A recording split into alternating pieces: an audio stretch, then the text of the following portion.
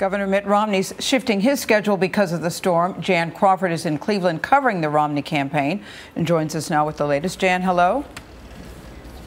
Well, hello, Gail. Governor Romney canceled all of his campaign events today. He had several scheduled in Ohio and Iowa, and instead he's going to be attending a disaster relief event. He's asking people to bring supplies, contributions, donations. That will be here in Ohio. Yesterday, he also has gotten briefed by federal officials, FEMA, the Department of Homeland Security, the National Weather Service, about the storm and the government's response to the storm. And in rallies in Iowa yesterday, he urged people to come together, saying this was the time to put politics aside. The damage will probably be significant, and of course a lot of people will be out of power for a long time, and so hopefully your thoughts and prayers will join with mine and people across the country as you think about those folks that are in harm's way. Earlier in the day in northern Ohio, Romney struck a somber tone. A lot of people are enduring some very difficult times, and our hearts and our prayers go to them as we think about how tough it's going to be there.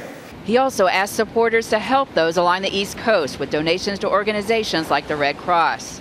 But the storm is taking Romney off the trail at a critical time after a rise in poll numbers and surging momentum. He canceled rallies in swing states like Ohio, Iowa, Wisconsin, New Hampshire, and Virginia, states where a bipartisan message could appeal to independents and the few remaining undecided voters. With the hurricane lashing the East Coast, Romney toned down his criticism of the president, but he also continued to push a theme that if elected, he would reach across the aisle.